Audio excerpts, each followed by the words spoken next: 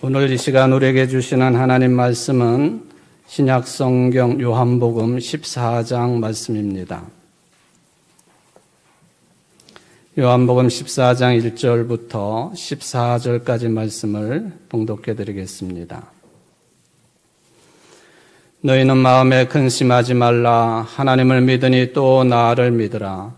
내 아버지 집에 거할 곳이 많도다. 그렇지 않으면 너희에게 일렀으리라. 내가 너희를 위하여 거처를 예비하러 가노니 가서 너희를 위하여 거처를 예비하면 내가 다시 와서 너희를 내게로 영접하여 나 있는 곳에 너희도 있게 하리라. 내가 어디로 가는지 그 길을 너희가 아느니라. 도마가 이르되 주여 주께서 어디로 가시는지 우리가 알지 못하거늘 그 길을 어찌 알겠사옵나이까.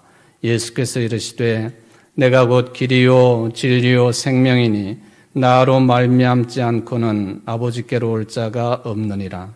너희가 나를 알았더라면 내 아버지도 알았으리로다.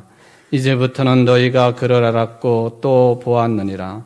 빌립이 이르되 주여 아버지를 우리에게 보여주옵소서. 그리하면 족하겠나이다. 예수께서 이르시되 빌립아 내가 이렇게 오래 너희와 함께 있으되 네가 나를 알지 못하느냐.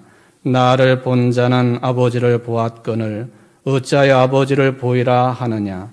내가 아버지 안에 거하고 아버지는 내 안에 계신 것을 네가 믿지 아니하느냐. 내가 너희에게 이르는 말은 스스로 하는 것이 아니라 아버지께서 내 안에 계셔서 그의 일을 하시는 것이라. 내가 아버지 안에 거하고 아버지께서 내 안에 계심을 믿으라. 그렇지 못하겠거든 행하는 그 일로 말미암아 나를 믿으라.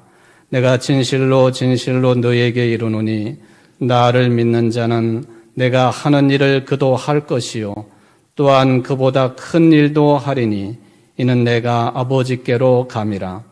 너희가 내 이름으로 무엇을 구하든지 내가 행하리니 이는 아버지로 하여금 아들로 말미암아 영광을 받으시게 하려 함이라.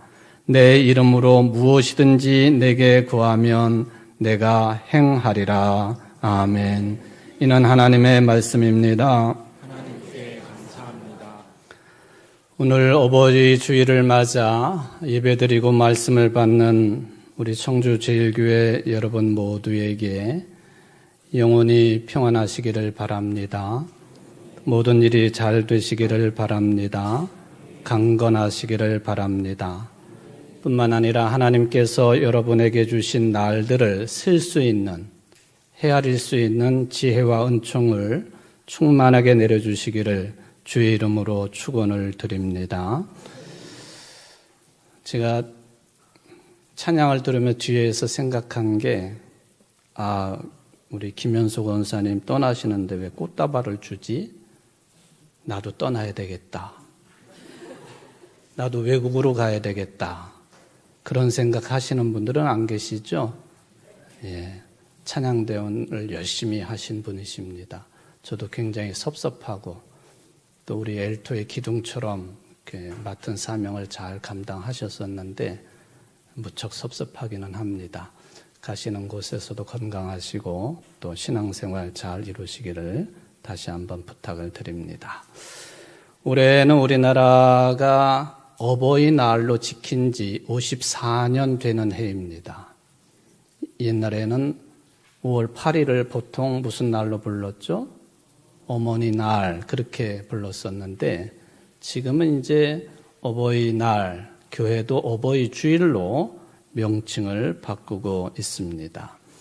1956년부터 어머니날로 시작된 이 날이 좀 시간이 지난 뒤에 이제는 아버지와 어르신들을 포함한 어버이날로 1973년부터 확대되어지고 개정되어서 기념을 하고 있습니다. 이렇게 부모님의 은혜를, 어르신들의 은혜를 기억하며 특별한 날을 정해서 지키는 이 일이 여러분들이 출석하고 있는 우리 교회와 깊은 관련이 있다고 하는 것 알고 계십니까?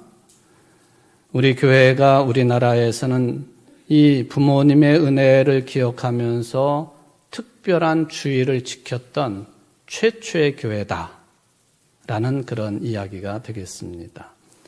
물론 끝내 출판되지는 못했지만은 우리 교회 100년사 초고 기록에 따르면 1923년 6월 1일자 종교 15라고 하는 잡지 제6호에 이런 내용이 담겨 있습니다. 청주읍교회에서는 청년 면례회 주최로 경로 예배를 드리며 70세 이상 86세 이하의 여자 노인 21명과 남자 노인 6명에게 특별 위한 축사와 예물을 드렸다. 그리고 이어 참석 노인의 답사가 있었으며 재미있는 행사가 진행되었다. 이건 사실이니까 그대로 보도된 내용 그대로입니다. 지금도 4월이나 5월 효도 관광을 실시를 하면은 70세 이상 어르신들 대상으로 합니다. 근데 그때도 그랬던 것 같아요. 그런데 상한 연령은 86세로 정해져 있습니다. 왜 86세로 정했었는지 그 이유는 제가 알 수가 없습니다. 그러니까 이미 1923년도 6월 1일자 그런 기록이니까 그 이전에 이미 실시를 한 거죠. 그러니까 103년 전에도 교회 안에는 여성분들이 훨씬 더 많았다라고 하는 반증이 되겠고요. 또 한편으로 보면은 여성분들이 남성에 비해서 더 오래 산다 하는 반증도 되겠습니다. 대수를 비교하면 21대 6입니다. 21분의 여성분들과 노인분들과 또 6분의 남자 노인들을 위해서 위로회를 가졌다 하는 말씀이죠. 또 다른 기록이기는 하지만은 우리 교회가 청주읍교회 시절에 바로 이 부모 공경 또 경로 사상을 높이기 위해서 이 5월 둘째 주일을 어머니 날로 정했다. 그래서 감사의 마음을 담은 행사를 성대히 열었다 하는 기록이 남아 있습니다. 그 해가 1930년 5월 둘째 주일입니다. 이에 대한 기록이 1930년 5월 28일자 기독신보에 보도가 되었습니다. 그 내용 그대로를 옮겨서 말씀을 드려보면은 어머니 날 축하 교회 학교 주최로 5월 둘째 주일 11일은 세계적으로 지키는 어머니 날인지라 청주교회에서는 이번에 처음으로 성대한 순서로서 축하 예배를 드렸다고 한다라고 보도를 했습니다. 이 기록이 비교가 돼야 되고 왜 중요하냐 하면은 1930년 6월 15일 한 달 뒤쯤에 구세군 가정단에서 어머니 날을 지켰다. 이게 처음으로 지켰다 하는 기록이 남아 있고요. 또 그 후에 1932년 감리교 연합회에서도 5월 둘째 주일을 부모님 주일로 또 이후에는 다른 교파들에서도 5월 둘째 주일을 부모님 주일 또는 어머니 주일로 지키기 시작을 했다 하니까 이 다른 교단들에 비해서 공식적으로 주일 예배 5월 둘째 주일을 1930년도에 이미 우리 교회가 시작을 했으니 최초다 하는 그런 비교 분석이 되겠습니다. 그러니 1930년부터 계속 지켜온 이 기념주일, 올해로 96주년입니다. 이날을 기념하고 있는 것이죠. 실제적으로 부모 어르신들에 대한 공경 정신을 함양할 뿐만 아니라 역사성도 있으니 우리 교회는 이 역사성도 잘 지켜야 될 것이라고 하는 생각을 해보는 것이죠. 이처럼 우리 청주읍교회, 청주제일교회가 100년 가까이 지키고 있는 부모 공경 주일에 함께 오늘 예배를 드리는 모든 부모님들, 또 어르신들, 그리고 이 어르신들 부모님들을 위해서 기도하며 또 효하기로 다짐을 하는 우리 자녀 모두에게 하나님 아버지의 사랑과 돌보심의 은총이 충만하기를 다시 한번 주의 이름으로 축원을 드립니다. 제가 매년 어버이 주일 때마다 주보 자료를 내면서 이거는 일종의 이제 고민입니다. 특별히 찬송을 선택을 할 때에 가지고 있는 고민이 되겠습니다. 왜냐하면은 이 어버이 주일 예배 때 불러야 될 찬송 가사들이 거의 대부분이 어머니에 관한 내용들이에요. 어머니에 관한 내용들. 아버지에 대한 내용은 없어요. 없어. 여러분 찬송 부를 때 그런 생각 해보신 적은 없으신가요? 특별히 남성분들 속에 불만은 있지만 표현하지 못한 것은 아닌지 모르겠습니다. 부모의 역할의 경중이 어디 있겠습니까? 없는 것이죠. 그런데 찬송 가사는 유독히 어머니에 관한 내용들 뿐입니다. 물론 비율로 따져본다면 어머니들이 기도와 신앙생활의 비율이 훨씬 높기 때문이다 라고 해석해 볼 수도 있겠죠. 네, 오늘 이제 설교 전에 부른 찬송가 가사는 뭐라고 표기되어 있죠? 어버이. 어려운, 부르기 좀 어려운 찬송이지만 그래서 일부러 그 찬송을 선택을 했습니다. 그러나 또 믿지 않는 가정에서 태어나서 신앙생활을 하신 분들에게는 찬송가 가사에 있는 것처럼 어머니가 눈물 흘려 기도하신다든지 또 자식들에게 성경 말씀을 읽어주신다든지 뭐 이런 표현들이 솔직하게 와닿지 않을 수도 있겠습니다. 뭐 분명한 사실이죠. 그러나 우리의 부모 때는 그러했지만은 지금의 나는 자녀들에게 눈물로 기도하는 부모요. 또 성경을 읽어주는 부모요. 교회 생활을 잘하는 부모요. 모든 삶의 모범적인 부모가 되어야 되겠다 하는 다짐을 가지고 부른다고 한다면 복된 일이라고 판단을 합니다. 하여튼 이런 생각을 하면서 오늘 설교의 제목은 아빠, 아버지로 정했습니다. 여러분의 부모님들께서 돌아가시면서 남기신 유언이 있으신가요? 예수님 잘 믿어라. 교회 잘 나가라. 그렇게 유언하신 부모님들이 계신가요? 또 여러분 자신들은 자녀들에게 유언을 남긴다고 한다면 어떤 유언을 남기기를 원하십니까? 이미 유언장을 작성해 놓으신 분들도 있으신가요? 다시 한번 살펴보면 유언장의 그 내용의 핵심은 무엇이었나요? 사회에서도 죽음에 대한 연습을 하는 과정 속에 반드시 행해지는 과업이 바로 유언장을 작성하는 일입니다. 자녀들에게 무엇을 남길 것인지, 어떤 뜻을 남길 것인지, 돈이나 집이나 땅이나 산이나 요즘 같으면 주식에 관한 내용들일까요? 아니면 무엇을 남기려고 유언장을 작성할 수가 있겠습니까? 내가 설교 준비를 하면서 저도 이런 유언장을 작성해 본 적이 없으니까요. 유언장 양식을 이렇게 쭉 살펴보니까요. 대부분이 가지고 있는 재산을 물려주는 일에만 그런 내용들이 기록하도록 되어 있습니다.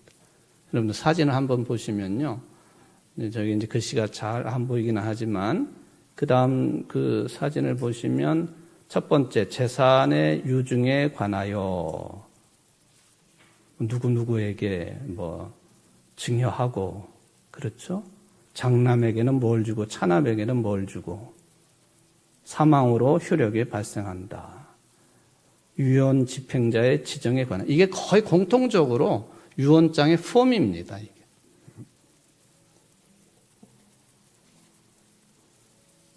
이게 좀 설교 준비를 하면서 이게 유언장이 물론 남은 재산에 대해서 자녀들이 죽은 다음에 이걸 정해놓지 않으면 큰 싸움이 벌어질 수 있기 때문에 그걸 방지하기 위해서 유언장 작성하는 것 목적에 맞습니다. 그거는 부인할 수가 없겠죠. 최근에 가수 생활을 하다가 2019년에 이제 사망을 한 고 구하라 씨 기억을 하실 겁니다. 이분 때문에 생긴 민법이 구하라법이라고 불리우는 법입니다. 유산에 관한 내용이지요. 이 사람이 어릴 적에 어머니가 집을 나가버렸어요. 딸이 죽은 뒤에 딸이 가수 생활하면서 돈을 꽤나 모았던 모양이지요. 친모가 나타나가지고 재산을 상속받기를 요구하는 그런 논의가 사회적으로 시작이 되었습니다. 부양의 의무를 다하지 않은 부모가 사망한 자녀의 재산을 상속받는 불합리함을 막기 위해서 이게 논의가 시작되었고 제정이 되었다 하는 것이죠. 근데 또 반대로 보면요, 자녀의 도리를 저버린 자식에게는 내가 뭔가를 남겨주기 싫다 하는 분위기도 있는 것도 사실입니다. 오랜 시간 동안 연락을 끊고 살다가도 부모님이 돌아가셨다고는 소식에 재산부터 챙기러 오는 자식들이 있다는 것이죠. 이른바 폐륜 자녀들의 문제이지요. 그동안의 우리나라의 민법은요, 폐륜 자녀라 할지라도요, 유류분이라고 하는 이름으로 자녀들에게 골고루 일정 지분을 보장을 했습니다. 10수년 동안 병수발을 했던 자식에게 다 물려주고 싶은데 그러지 못했다는 것이죠. 그래서 부모님들의 가슴이 타들어갔다 하는 이야기입니다. 그래서 이 폐륜 자녀를 상속해서 완전히 제외할 수 없을까? 그래서 논의하고 또 논의하고 민법 개정안이 통과돼가지고 올해부터 그게 시행이 되는 걸로 알려져 있습니다. 그게 일명 구하라법입니다. 구하라법.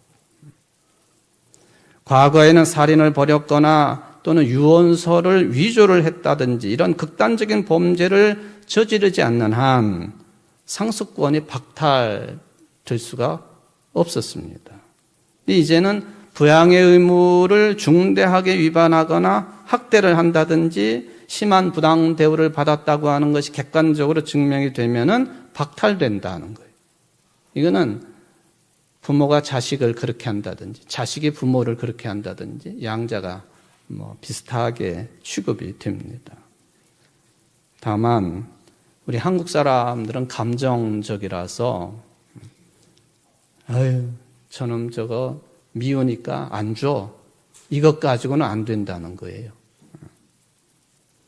좀 전에 말씀을 드렸던 것처럼 중대한 위반, 학대, 심히 부당한 대우를 하는 경우가 증명될 경우, 그러니까 불효의 정도가 매우 커야만이 이 법이 적용될 수 있다 하는 그런 이야기죠. 여러분들은 그리스도인들이잖아요. 신앙인들입니다. 유언장을 쓴다고 한다면 가장 신경 써야 될 내용이 어떤 내용이 되어야 할까요?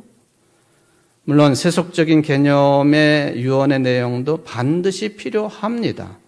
그거 없으면 큰 싸움이 벌어지니까.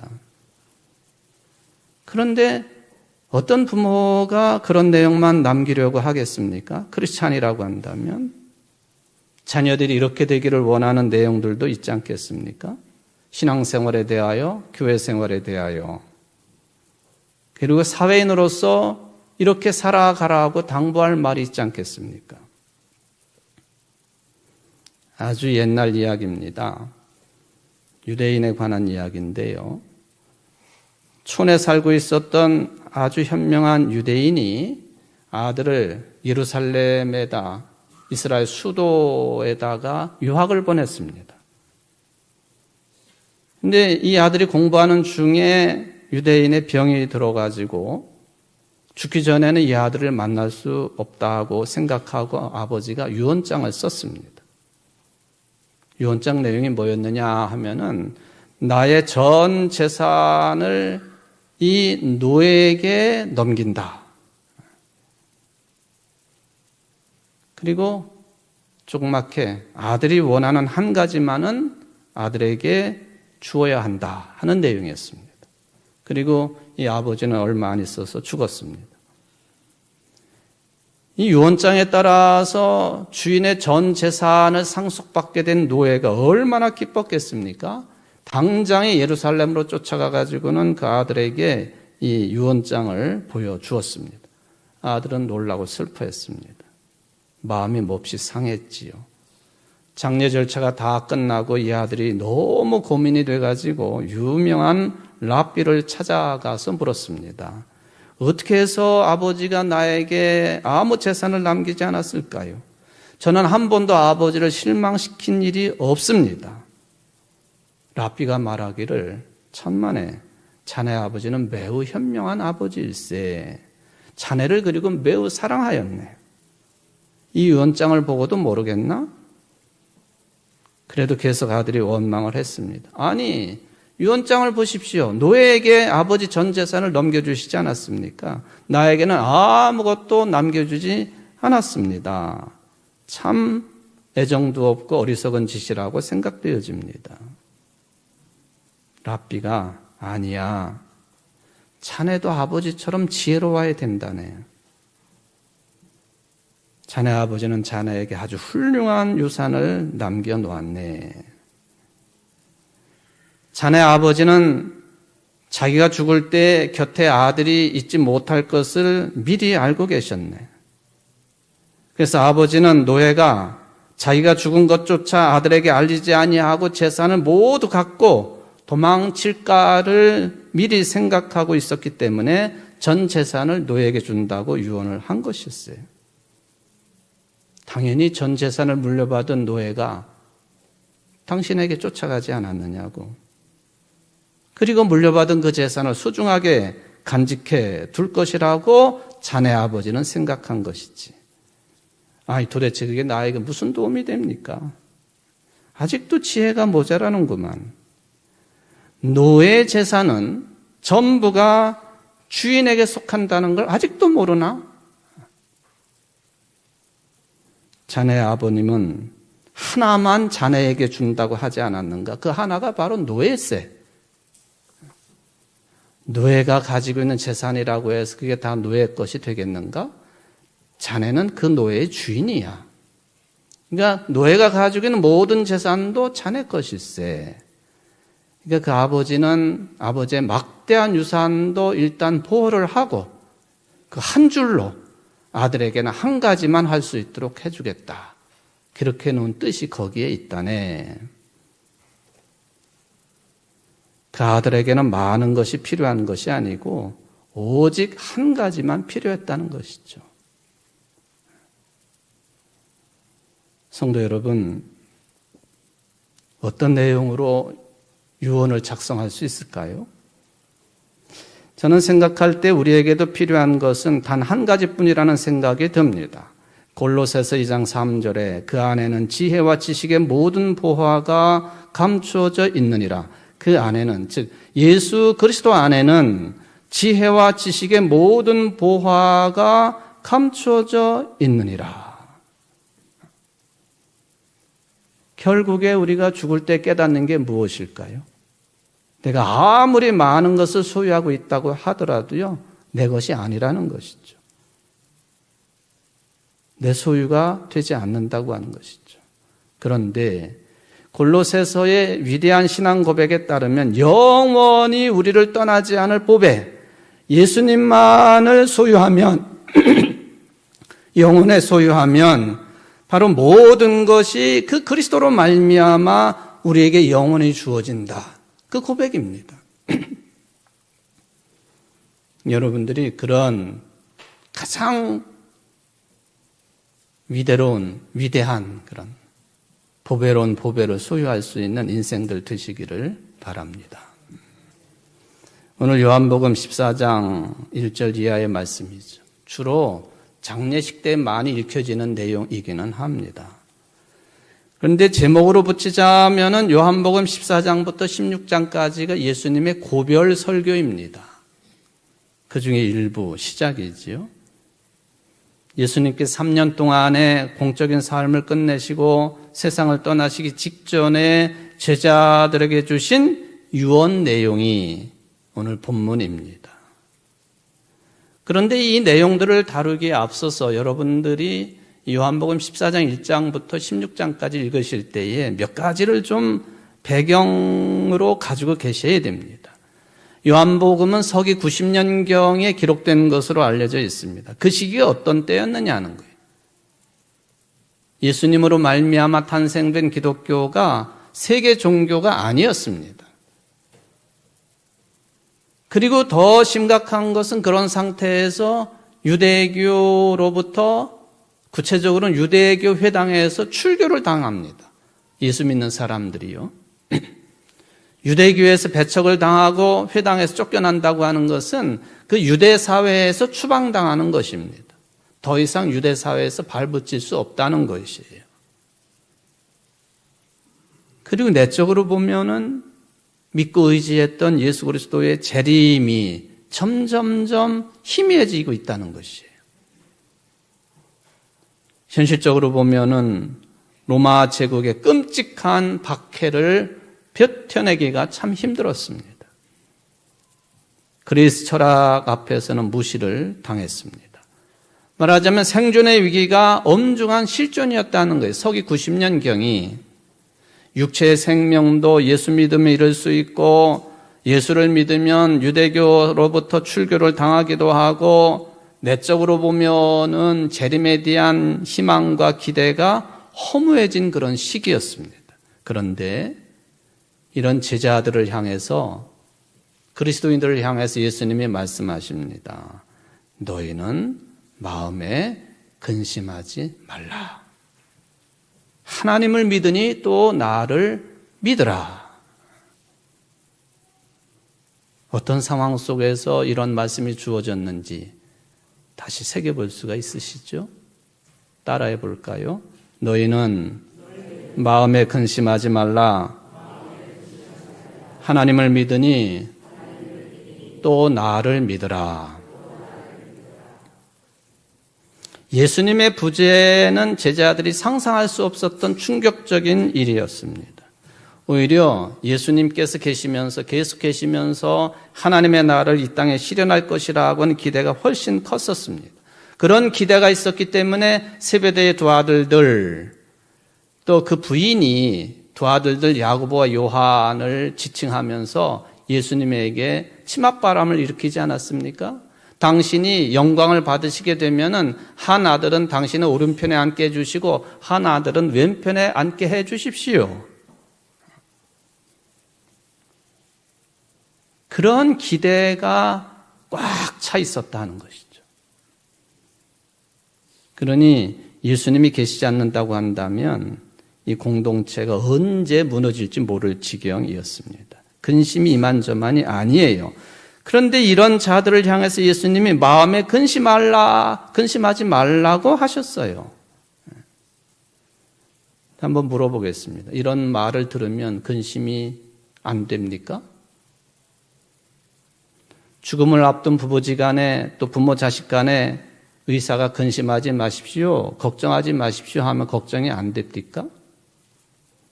목사가 근심하지 말라 그러면은 여러분 근심하지 않을 수 있으십니까? 쉽지 않은 질문이에요. 물론 여러분들 가운데 신앙의 깊은 차원에 들어가 있는 분들, 이미 삶과 죽음을 초월해서 하나로 받아들일 수 있는 분들은 다른 차원일 것입니다. 제가 이 교회에 지금 23년 넘게 목회를 하고 있는데 갑작스럽게 사고를 당한 교인들이나 깊은 병에 걸린 교인들이나 아니면은 급작스러운 죽음을 맞이한 교인들을 대할 때 솔직히 저는 할 말이 없어요. 언변도 없고 그런 주변머리도 없어요. 그저 머릿속이 하얘질 뿐입니다. 그저 담담히 상대의 말을 듣는 것으로 역할을 감당하려는 경향성이 강한 게 저입니다. 물론 이런 태도가 가장 좋은 상담의 기술이기는 합니다만은 그러나 그럴 때는 나 자신에 대해서 한심하다는 생각이 들 때가 한두 번이 아니었습니다. 그렇다고 다른 목사들처럼 성경 구절을 줄줄줄 이야기하면서 입에 발린 소리로 위로하는 것 제 체질에 맞지도 않습니다. 제 성격의 문제일 수도 있겠죠. 그저 눈을 마주치고 이야기를 들어주고 손을 맞잡고 등을 두드려주고 마음으로부터 공감의 모습을 보이려고 애를 쓸 뿐입니다. 지난 주간 월요일에 오송에서 회의를 마치고 오후에는 인천으로 조문을 갔다 왔습니다. 서울 수유리 신학교 2년 후배 목사가 그 사모가 지난 11월 중순경에 발병을 해서 고통 중에 있다가 소천을 했기 때문이었습니다. 그 후배 목사는 신학교 시절 저와 기숙사 생활을 2학기를 한 방에서 생활을 했던 사람입니다. 친동생 같아요. 우리 교회 예배도 참석해서 축복기도도 하기도 했었습니다. 그 사모가 작년 11월 중순경 갑자기 발병을 했습니다. 잘 살다가 건강하게 살다가 12지장 췌장에 문제가 붙었습니다. 5개월 정도 고통 중에 치료를 받았습니다. 그리고는 5개월 만에 소천을 했습니다. 조문을 가서 후배 목사 얼굴을 보니 할 말이 없어요. 마치 고 박종철 열사의 아버지가 아들의 시신을 화장하고 물에 뿌리면서 애비가 할 말이 없다 하는 것처럼 할 말이 없어요. 그저 등을 쓰다듬어 주고 무언의 위로를 전할 수밖에 없었습니다. 제가 그런 주제입니다. 저는 생각하기를 예수님의 고별 설교를 듣는 제자들의 상황이 이보다 더하면 더했을 것이라고 생각해 봅니다. 그런데 예수님께서는 그들을 향해서 근심하지 말라고 하셔요. 하나님을 믿고 또 나를 믿으라고 하십니다. 여러분, 목사가 믿음 없는 소리 한다고 그렇게 하지 말고 한번 생각해 보십시오. 믿기만 하면 나에게 닥친 모든 근심거리가 해결되는가? 참 믿음 없는 소리이죠. 세상 사람들은 믿는 자들을 향해 이렇게 말을 합니다. 믿음이 밥 먹여주냐? 말하자면 기독교 신앙이 현실적이지도 않고 공허하다는 뜻입니다. 우리 주변의 현대 자연과학, 사회과학을 배웠다고 자부하는 사람들 대부분이 그런 생각입니다. 이런 류에 속한 세상 사람들, 그리스도인들을 바라볼 때마다 현실과 동떨어진 믿음에 갇혀서 세상을 직시하지 못한다고, 그러니까 세상의 악에 대해 제대로 대처하지 못한다고 비난하는 경향성이 강한 것이 사실입니다. 그런데 이런 주장은 새로운 게 아니에요. 예수님 당시도 똑같았습니다. 예수님께서 공생애를 시작할 즈음에 광야에서 마귀에게 3가지 시험을 당하십니다. 그 중에 하나가 마태복음 4장 3절에 네가 만일 하나님의 아들이거든 명하 이 돌들로 떡덩이가 되게 하라. 밥 문제를 해결하는 자가 메시아가 된다 하는 뜻입니다. 정치인들 가운데 메시아가 되고 싶어하는 사람들 많지 않습니까? 교육도 마찬가지예요.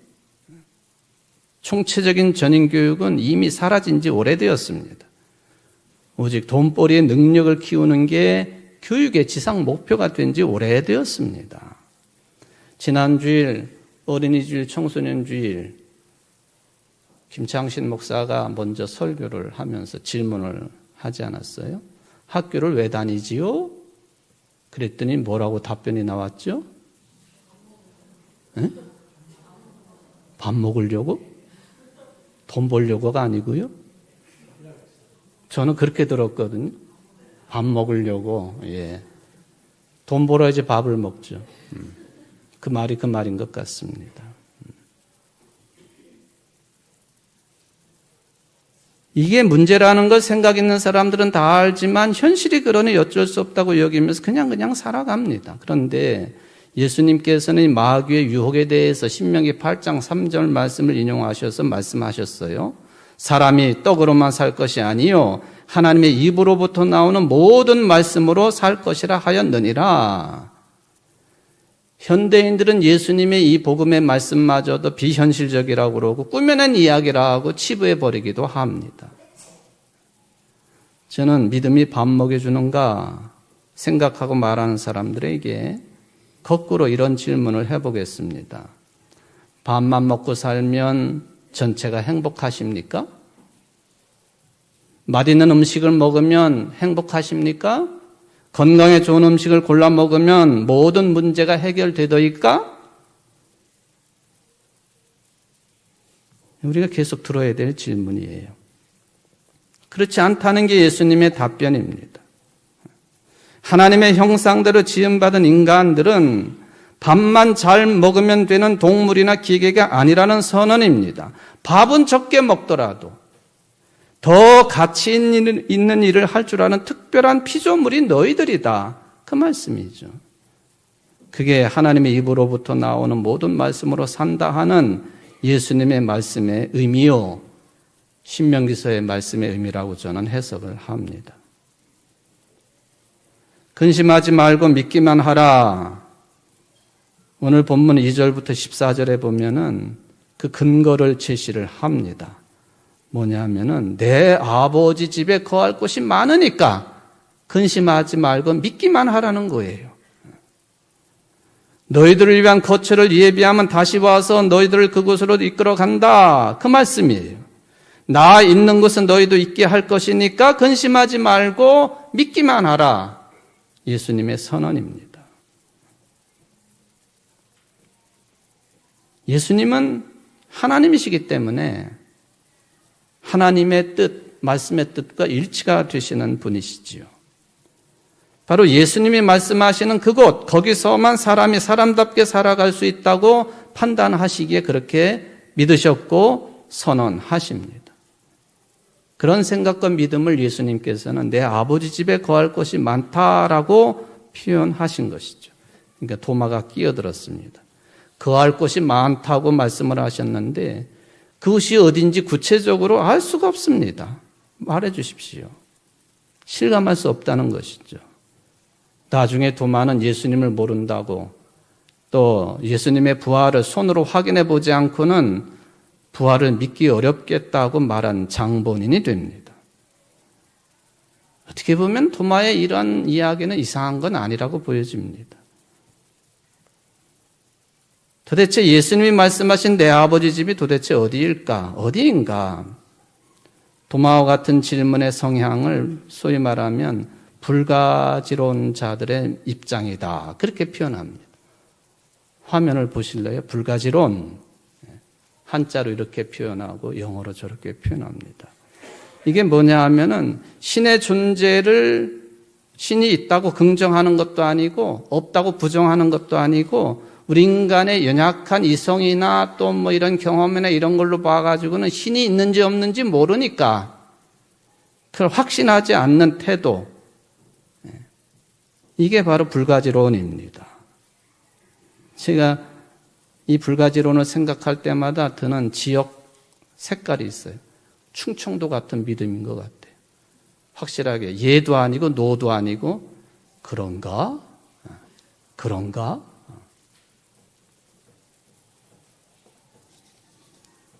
여러분 TV 프로그램 중에 보면은 어서와 한국은 처음이지라는 프로그램이 있어요. 저는 그걸 재밌게 보는 사람입니다. 최근에 캐나다 가족이 방문을 했습니다. 참 슬프게도 부모와 4자녀들이 있는데 그중에 3자녀들이 유전병을 앓고 있습니다.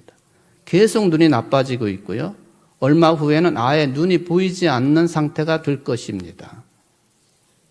그런데 부모는 실망하지 아니하고 아이들이 사물을 볼 수 있는 시간에 최대한 많은 것들을 볼 수 있도록 하려고 1년 이상을 전 세계를 여행을 시켜주고 있는데 그중에 19번째로 우리나라를 방문한 거예요. 방송에도 출연을 한 겁니다.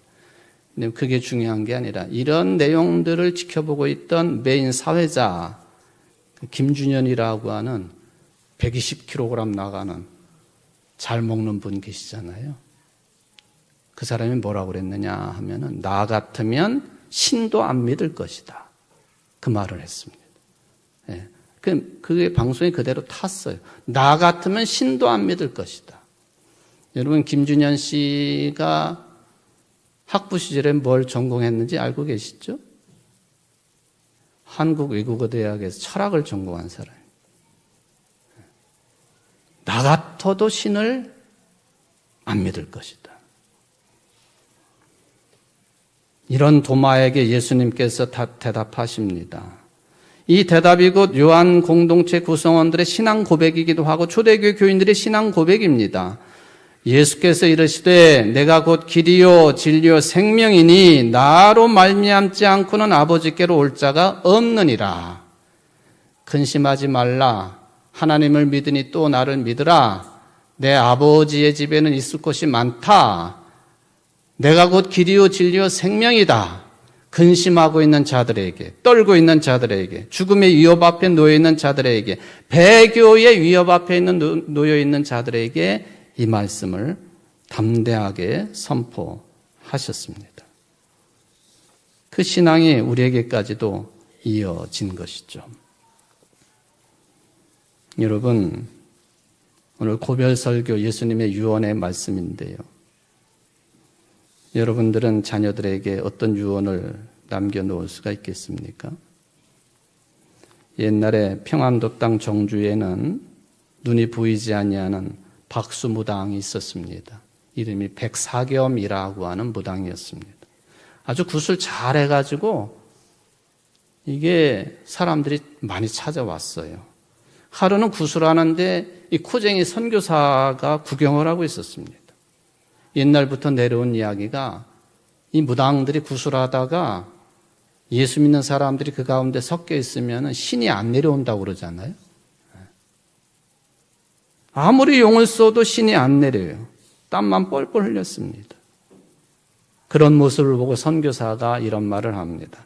자식을 망하게 하는 무당짓을 그만하고 예수 믿고 천당 가시오. 자식을 망하게 하는 무당짓 그만하고 예수 믿고 천당 가시오. 선교사가 자리를 떠난 뒤에 겨우 신이 내려가지고 굿을 마쳤습니다. 그가 깨달음을 갖게 되었습니다. 귀신보다 더 큰 신이 있구나. 자식을 생각하고는 그 무당이 다음날 선교사를 찾아가가지고 어떻게 하면 자식이 잘 될 수 있겠습니까? 하고 물었습니다. 역시 예수를 믿으면 자식이 잘 되고 복을 받습니다. 그래서 무당이 이를 청산하고 온 가족이 하나님 앞에 돌아왔습니다. 그때 마침 그 선교사가 소속되어 있는 교회가 건축을 하게 되었는데 돈이 없어서 공사가 중단되고 있었습니다. 그때 박수무당 했던 그 무당이 무당짓을 해가지고 번 돈으로 사놓은 땅을 팔아가지고 건축헌금을 하고 예배당이 완공되었습니다. 자신의 재산 몽땅 다 헌금을 했어요. 돈이 없으니까 할 일도 없잖아요. 무당밖에는 한 것이 없는데. 교회가 배려해가지고 옛날 표현으로 보면 교회 사찰, 요즘은 관리직을 맡겨주었습니다. 그 아들이 똑똑하다는 소식을 선교사가 들었습니다. 당신 아들은 미국에 데려다 공부시켜도 되겠습니까? 그렇게 해 주십시오. 이 아들이 미국에서 공부하고 돌아와서 여러분들이 잘 아는 인물이 됩니다. 우리나라의 초대 참의원 의장, 초대 문교부 장관, 초대 연세대학교 총장을 지낸 백낙준 박사입니다. 그 아버지가 무당이었다는 거예요. 무당. 물론 이 백낙준 박사 친일 임명사전에 수록이 되어 있는 분이에요. 그것도 개인에게 공과가 있는 것이기 때문에 한편으로 보면은 혹독한 일제의 탄압 아래 사교도 지키고 기독교 공동체를 지키기 위한 어쩔 수 없는 선택이었다는 해석도 가능하겠습니다. 무당 생활을 했기 때문에 귀신 앞에 살던 사람이었는데 이제는 하나님 앞으로 돌아왔습니다. 어둠에서 빛으로 돌아온 거예요. 온 가족을 살리고 우리나라 교회와 교육계에 큰 공헌을 한 인물이 되었다. 여러분, 예수님께서 마지막 설교하시면서 근심하지 말라, 믿으라. 내가 곧 길이요 진리요 생명이다 말씀하셨는데 여러분 자녀들에게는 무슨 말을 남길 수 있겠습니까? 재산만 남기겠습니까? 어떤 사회적인 명망만 남기시겠습니까? 신앙을 남기십시오. 교회 생활을 남겨주십시오. 예수님의 말씀, 복음의 말씀을 남겨주십시오. 우리 교회만 잘 되려고 하는 말씀이 아니에요. 크게 우리 민족의 살 길이고 우리 인류가 살 길이기 때문에 말씀드립니다. 좋은 부모님들 되셔서 좋은 자녀들 만들어내는 여러분들 되시기를 주의 이름으로 축원을 드립니다. 자비하신 하나님, 오늘 어버이 주일을 맞이하여 귀한 말씀을 받았습니다. 죽음의 위협 앞에, 출교의 위협 앞에, 배교의 위협 앞에 있는 자들에게 두려워하지 말라고, 근심하지 말라고 하시고 믿기만 하라고 말씀하십니다. 내가 곧 길이요 진리요 생명이다라고 선언하셨습니다. 우리 자녀들에게 나는 무엇을 물려줄 수 있겠는지 고민하게 하시고 기도하게 하옵소서. 예수님을 전하게 하옵소서. 교회의 전통을 전하게 하옵소서. 하나님의 나라를 전하게 하옵소서. 그래야 우리 교회도 든든히 서가게 하시고 우리 인간들 사회가 하나님 편에 보시기에 올바르게 진행되어질 수 있도록 축복하여 주옵소서. 예수님의 이름으로 간절히 기도하옵나이다. 아멘.